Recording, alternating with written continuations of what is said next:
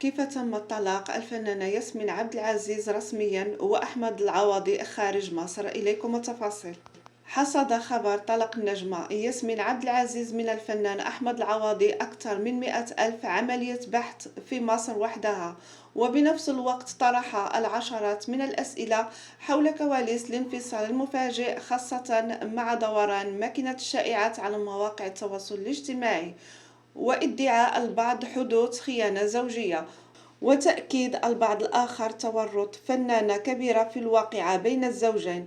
ولكن السؤال الأكثر تداولا هو كيف حدث الطلاق رسميا وأحمد العوضي خارج مصر، حيث يشارك منذ أيام في جولة خارجية لترويج لأحدث أفلامه الإسكندراني بصحبة بطلة العمل النجمة زينة والمخرج خالد يوسف.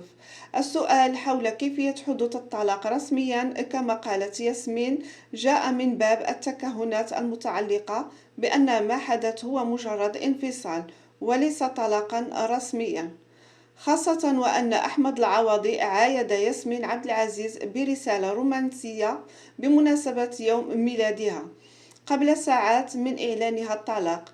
كما أن المعتاد في حالة الطلاق الرسمي هو التنسيق بين الزوجين للإعلان الخبر عبر بيان مشترك يتم نشره بتوقيت متزامن، كما حدث مؤخرا مع إعلان طلاق يوسف شريف وإنجي علاء.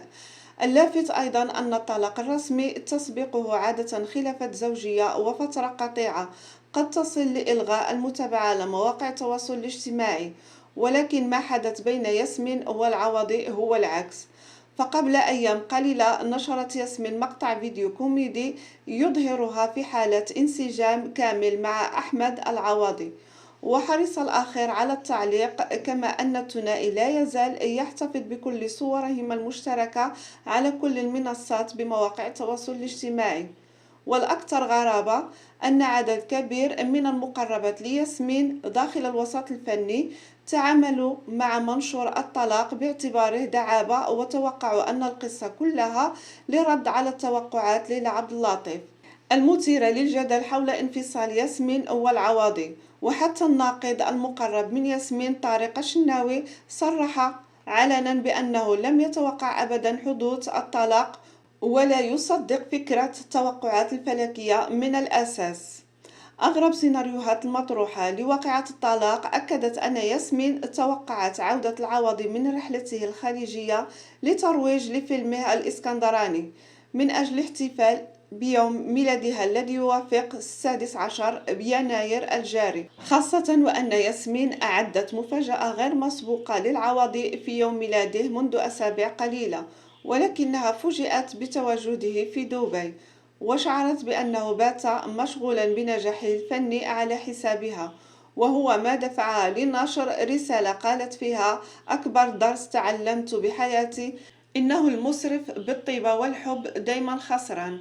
الأمر الذي اعتبره أصحاب هذا السيناريو رسالة عن سبب وقوع الطلاق مع أحمد العوضي. وحسب السيناريو نفسه حدثت مكالمة غاضبة بين الزوجين انتهت بإصرار ياسمين على طلب طلاق، ولم يجد العوضي بدل من إلقاء اليمين ليقع الطلاق الشفهي، وبادرت ياسمين بإعلان الخبر رسميا عبر حسابها بموقع الانستغرام، بينما يحاول العوضي البحث عن وسيطة لحل الأزمة معها. ومع مرور الساعات بدون أي تراجع في موقف ياسمين عبد العزيز، اضطر العوضي لإعلان الخبر معتمدا على نفس الصياغة التي قدمتها ياسمين عبد العزيز. وأشار مصدر مقرب من العوضي إلى أن محاولة الصلح استمرت حتى الساعات الأخيرة من مساء أمس، ولكنها باتت بالفشل. وفي هذه الحالة سيتم تحويل الطلاق الشفهي إلى الطلاق الرسمي على يد مأذون فور عودة العوضي إلى القاهرة.